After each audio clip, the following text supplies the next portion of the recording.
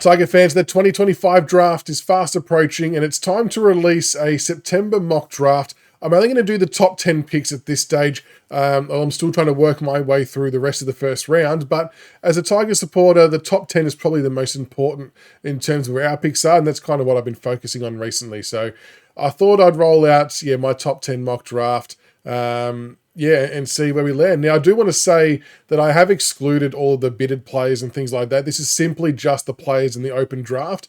And I have removed Gold Coast pick number 6 because the very, very strong likelihood is that it's going to get eaten up by matching a bid, so there was no point including it.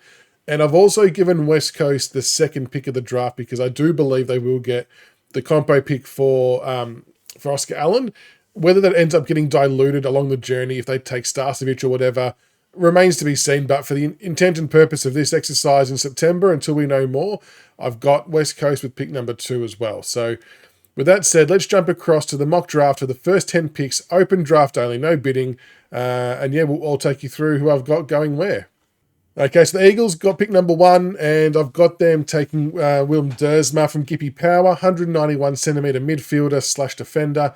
Averages 24.5 disposals, 5.2 tackles and 1 goal at Coates level, and showed some really good signs for the Casey Demons in the VFL side. I think he had 17 disposals versus the Dragons and 20 disposals against Brisbane in the 2 outings that he had at VFL. Showing some really good wares down in defence. Can obviously play wing as well. There still might be a bit of growth to go. I guess you want him to put a bit more size on the frame, but the kid's got a lot of great athletic traits and a lot of very, very good talent. And I think it'll be hard to pass him up, especially if you've got 2 picks like West Coast will presumably have. If they don't have 2 picks, it makes things a bit more interesting. And if they don't pick him, I can't see him getting past Richmond, to be honest. But here's my tip to go number 1.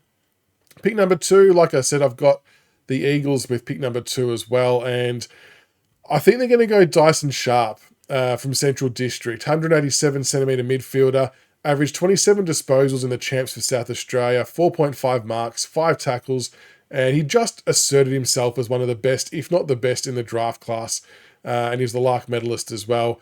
For those who watched the champs, for me, he was the clear standout. He just looked a cut above everybody else that was playing. There's been some question marks on his disposal and his running, but I mean, from all the games I saw, it looked more than acceptable and more than fine. Just finds the ball with absolute ease. And if they only have the choice of one player to pick here, if they don't get the number 2 compo pick, it's going to be a really tough decision. I still think they'd maybe go Dersma, but then I'm not sure whether we would take Sharp because we've got a lot of similar player types. So that's a discussion for another time though. But I've got Sharp heading to the Eagles at pick number 2 to play with Dersma. Pick number 3, obviously we've got Richmond with pick number 3, and I've really tossed and turned on this one. Originally I was going Josh Lindsay, and then the more I kind of thought about it, the more footage I saw of other players. I've ultimately landed on Sam Cumming from North Adelaide. He's 186 centimetre midfielder / forward, averaged 17 disposals in the champs, 3.5 marks, 3.3 tackles and a goal. Shoulder injury has cut his season short, so we obviously didn't get to see the back half of the season and what he was all about. But he did play some senior football as well during the year. And his best game, he had 21 disposals, 5 clearances and 3 goals against South Adelaide. Has great work rate, has good explosiveness, pretty fleet-footed. And if you see the highlights from the game in the seniors, he was dropping some big bombs for goals. And I just think that playing senior football, no matter what like state league or level it is an impressive thing to be able to do and to handle yourself so well. And I just think he will it'll complement our midfield. Like we need someone who's got a bit more speed. We've got the big bulls in Smiley and Lawler. We now need, and we've got some speed in Houghton. Then I think Cumming could be another really good addition who can play that half forward role as well and be another good scoring avenue for us. For pick number 4, which we've also got thanks to North Melbourne, I've gone for Sam Grill from Oakley Chargers. There's obviously been plenty of linkage from us to Sam Grill over the last few months.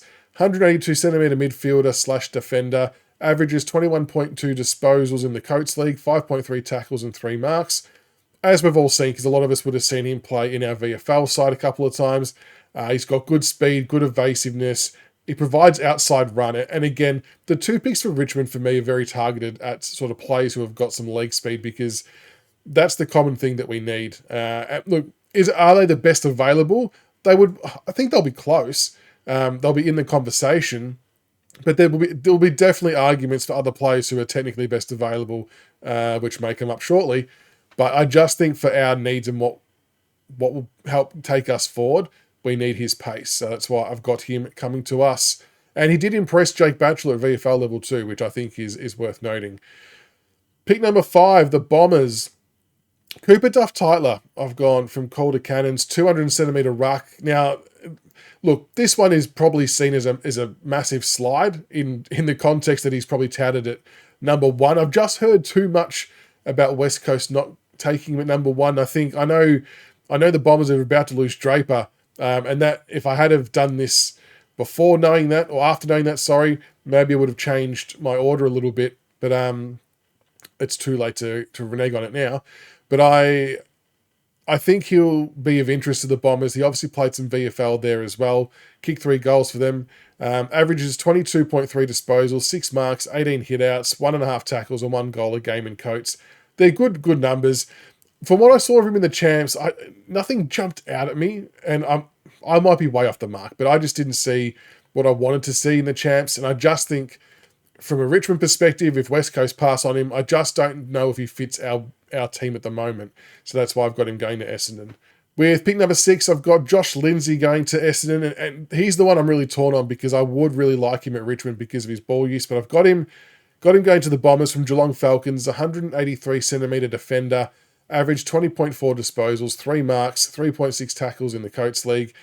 He's named best on ground in the 2 showcase games, and obviously does his best work off half-back. He did sort of tail off a little bit in the back half of the year. He was tried on the wing a little bit as well, so that's good to see them integrating that into his football.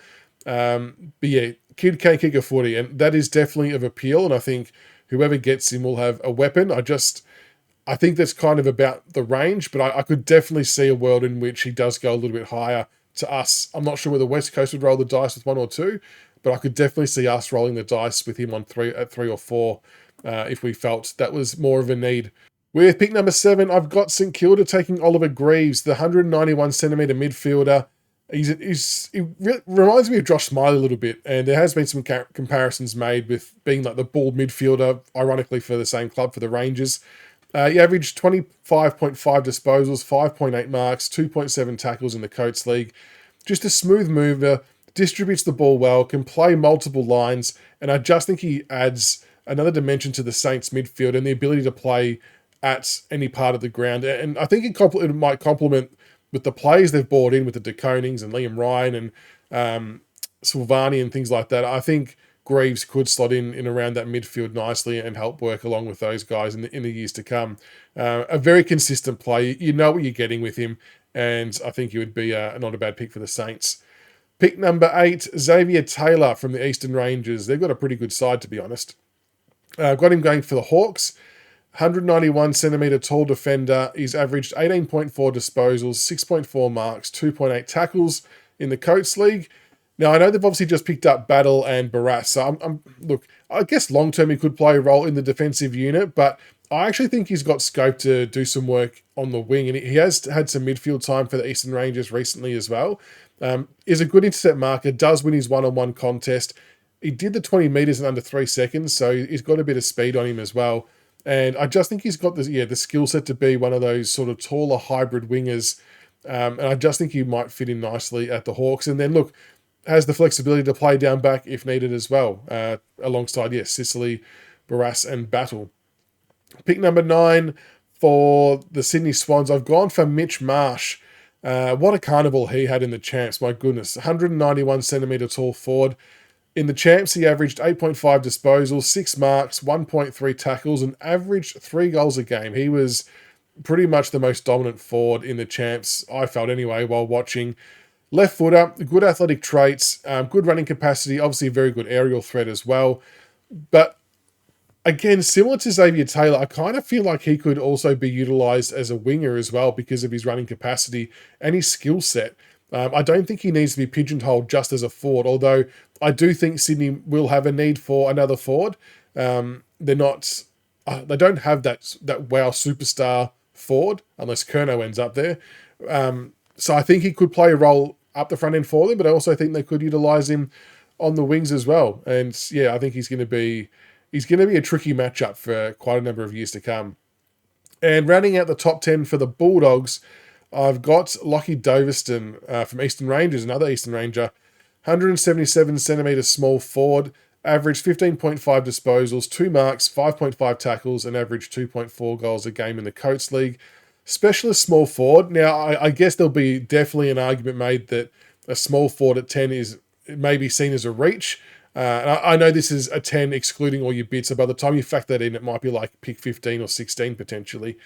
But I just think logically he sort of makes the most sense to be at the feet of your Sam Darcy's, Aaron Norton, players like that. Like, they've got the tall part of their game down pat, and he could be like another small crafty forward to work alongside like a Riley West and cause some havoc. Doesn't mind pushing up the ground and hurt people the other way. So I think he's got a few tricks up his sleeve and plays with a bit of swagger that I think might suit the Dogs' play style, and it could be a good addition for him. So, but there you go. They are my top 10 for a mock draft, excluding all your bidding and things like that. I'm sure there'll be plenty who disagree with everything I've just done, and that's okay. There's no exact science to this. It's all just literal guesswork and trying to piece it together as best we can. But let me know what you think in the comments below. Where would you see your club taking certain players?